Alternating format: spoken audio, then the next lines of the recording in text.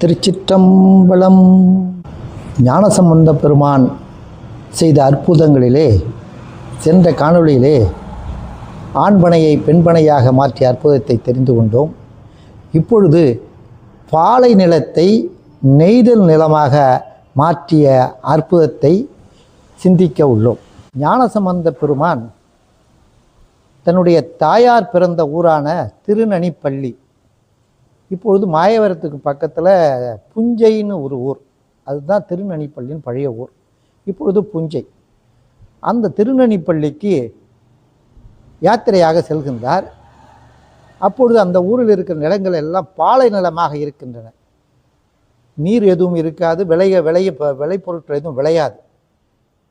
அங்கு இருக்கின்ற சுவாமியை சிவனை வழிபட்டு விட்டு வெளியில் வரும்போது ஊர் மக்கள் எல்லாம் என்ன செய்கிறாங்கன்னா, அவர்கிட்ட கேட்குறாங்க, ஐயா இந்த ஊரில் எல்லாமே பாலை நிலமாக இருக்குது, ஒன்றுமே விளையில, விவசாயம்லாம் ரொம்ப பாதிக்கப்பட்டிருக்கு, வேளாண் தொழிலை செய்ய முடியல.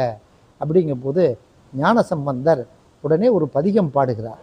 காரைகள் கூகை முல்லை கலவாக ஈகை படர்தொடரி கள்ளி கவுனி சூரைகள் பம்மி விம்மு சுடுகாடமர்ந்த சிவன்மேய சோலை நகர்தான் என தொடங்கும் தேவாரத்தை 11 பாடல்கள் பாடுகிறார்.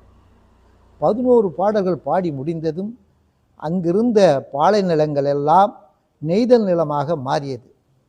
ஊர் மக்கள் எல்லாம் வேளாண் தொழிலை சிறப்பாக செய்தார்கள்.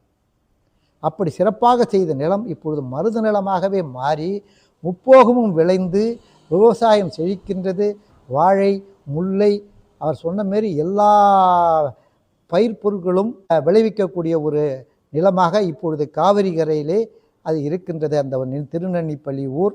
அப்படிப்பட்ட திருத்தலத்தை மலையான் மடந்தை உடனாய நற்றுணையப்பர் சிவபெருமானை நாமும் சென்று தரிசிப்போம். திருச்சிற்றம்பலம்.